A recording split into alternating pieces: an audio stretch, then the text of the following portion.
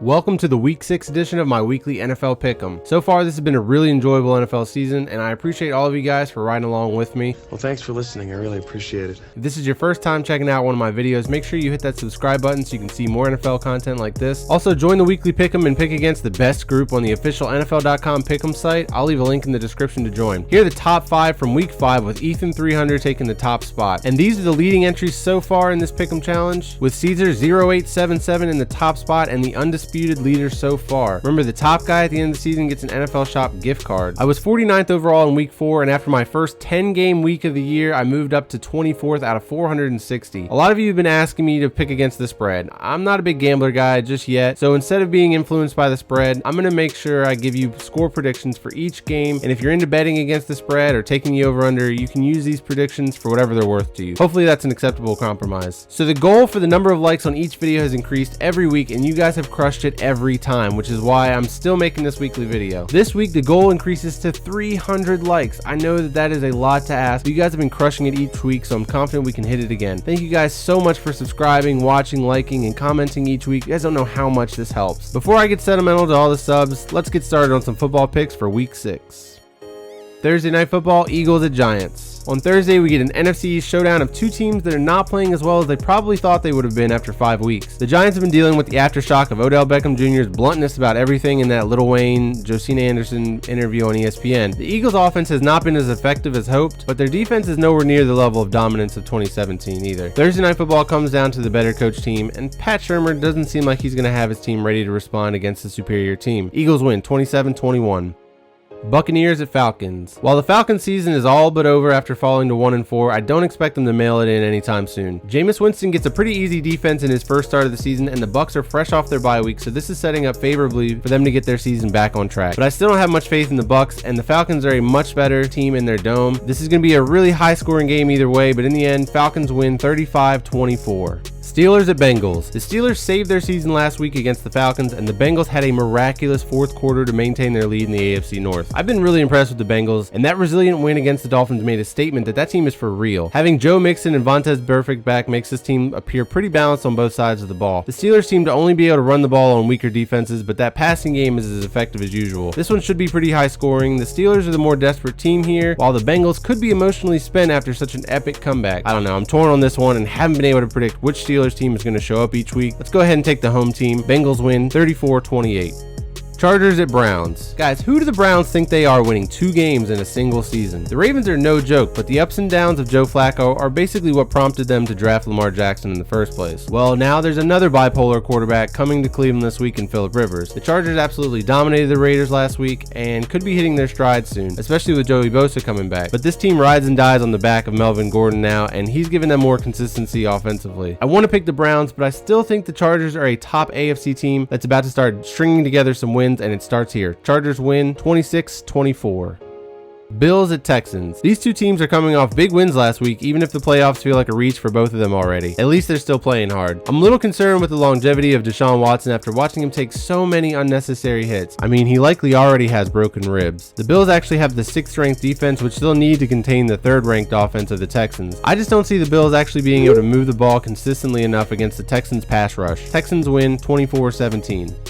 Bears at Dolphins. The Bears are also fresh off their bye week, and the Dolphins are fresh off their second half bye week against the Bengals. If that Dolphins-Bengals game was on prime time, the Dolphins would never live down that epic collapse. It was one of the uglier collapses you'll ever see. It's hard to have faith in the Dolphins after losing 2 straight in the fashion in which they have. The Bears are bringing the Khalil Mack show and their 3rd-ranked defense to Miami, and I don't think the Dolphins are going to be able to block this pass rush. Bears win 21-16.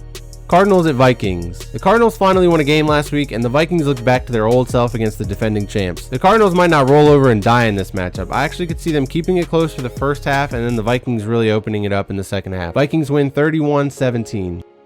Colts at Jets. The Colts have seemed like a much better team than their 1-4 record conveys. The Jets got a big win over the Broncos last week, and the offense seemed to be clicking versus a pretty good defense. This is one of those games that isn't going to have huge playoff implications, but it's important for these two teams moving forward to show as much improvement as possible. Hopefully T.Y. Hilton will be back, and I'd feel a lot more comfortable about it, but either way, I'm taking the much better quarterback right now. Colts win 21-18.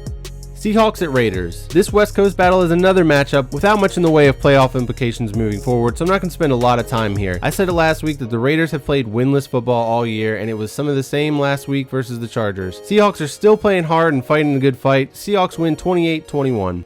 Panthers at Redskins. The Panthers won their game against the Giants on 5th down with a walk-off 63-yard field goal. Epic. Then on Monday Night Football, the Redskins were sacrificed so that Drew Brees could break the all-time passing yards record in dramatic fashion. Don't get me started on the NFL conspiracies, guys. Anyways, the Redskins looked pretty bad and Alex Smith was shook for most part of the game. This offense works with him when there's an inside running game, but Adrian Peterson is already showing signs of breaking down. Next year, Darius Geis will be a more effective and consistent runner for them, but for now, the Redskins lack an offensive identity, while the Panthers' identity is pretty clear-cut and operating well with North Turner calling the shots. Panthers win 24-21.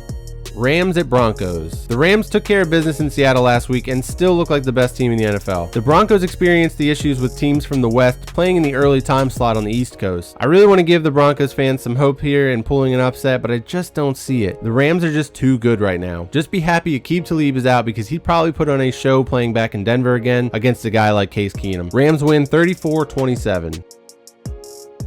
Jaguars at Cowboys. The Jaguars got smacked in the mouth by Kansas City last week after I picked them as my upset special. The Cowboys weren't awful on Sunday Night Football against the Texans, but they played not to lose at the end, and in typical beta fashion, they did just that. The Jaguars still have the best defense in the NFL and the top passing defense, so it seems safe to say that the Cowboys are going to struggle to move the ball in this game. The Cowboys' 8th ranked defense is no joke either, so expect a low scoring game here. Jaguars win 17-12. Ravens at Titans. I was so ready to jump on the bandwagon for both of these teams, and they both let me down against seemingly lesser opponents. I honestly thought that these two defenses were going to help close the gap between the NFC and the AFC, but defense is not enough, and these two offenses are too inconsistent. The Titans' 7th ranked defense matches up with the Ravens' 11th ranked offense, while the Ravens' 3rd ranked defense takes on the Titans' 29th ranked offense. Logic would tell you advantage Ravens. Both teams have great coaching. I even think the Ravens have the edge here too, but it all comes down to Joe Flacco. His redemption tour seems to be flaming out already, especially against good defenses. Titans win 21-19. Sunday Night Football, Chiefs at Patriots. Holy shit, I'm excited for this game. This has potential to be one of the best games of the year. I can't wait to see what Bill Belichick has in store for Patrick Mahomes, but another part of me hopes Andy Reid has these boys ready to punch the Patriots in the mouth like he did in the NFL kickoff game last year. The Chiefs have clearly been the superior team through 5 weeks this season, but why does it feel like an upset picking them against Belichick and Brady in Foxborough on Sunday Night Football? I'm doing it anyways. Chiefs win 38-34. On Monday Night Football, 49ers at Packers. It's an awful shame they can't flex Monday Night Football games because this game would quickly get the boot. Nobody wants to watch CJ Beathard throw interceptions or see Mason Crosby shank extra points and field goals. Aaron Rodgers still looks like he's at about 85% right now, so even the appeal of watching a GOAT at work is tarnished a little bit. Oh well, I'll still be live tweeting the memes and stuff, so go follow me on Twitter, guys. Packers win, by the way, 30-17. That's going to do it for week 6. Let me know what picks you have differently in the comments. Please help me hit the goal of 300 likes, and if you're feeling frisky, you could always join the notification squad, and then I will be able to see you in the next video.